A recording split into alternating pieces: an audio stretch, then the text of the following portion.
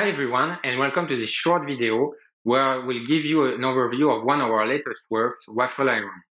In this work, we treat the problem of semantic segmentation of 3D layer point clouds. We started this work by noticing that the state-of-the-art methods were all leveraging sparse convolutions. These convolutions are very efficient, but unfortunately they are available in a limited number of frameworks and hardware. So we wondered if it was possible to design a network with more common tools while still performing on par with the state-of-the-art methods.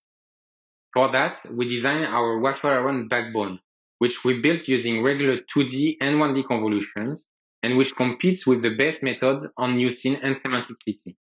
So let's see how Waffle Iron is designed. Waffle Iron is inspired by the MLP mixer. We start from point tokens provided by an embedding layer. Then we update this point representation with a series of residual layers. There are two types of residual layers. The first type is the Waffle Iron block, highlighted in green. It is used to mix the point token in the spatial dimension. The second type is made of a simple MLP applied pointwise. The parameters of the MLP are shared, and this MLP is doing a mixing of the point token in the channel dimension. Then to segment a point cloud, we stack L of these residual layers until the pointwise classification layer. Let's now have a look at the Waffle Iron block. In this block, the first step consists in projecting the points along one of the main axes. We discretize the 2D plane in square cells and average the feature of all points falling in the same cell. We obtain like this a 2D feature map with F channel. This map is then processed by a feed-forward network made of regular, channel-wise 2D convolutions. This gives a new 2D feature map which needs to be unprojected. For that, we take each point and look at the 2D cell in which this point falls into. Then we simply copy the corresponding feature.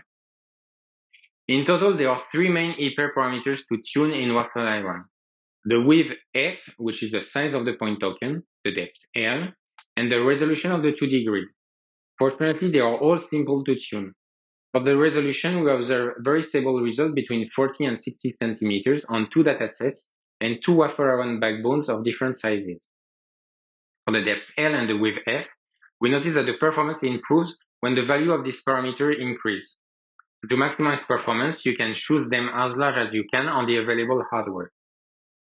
Now concerning the projections, we experimented with different strategies.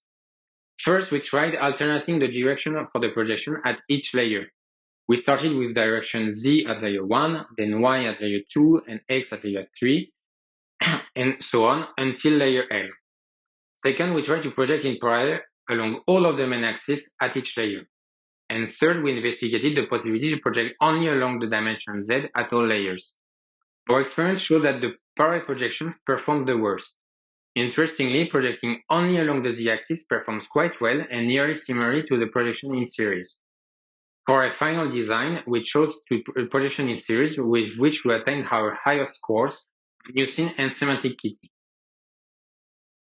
After this tuning, Waffle Iron reached the top of the leaderboard among published methods at submission time on the test set of Semantic Kitty.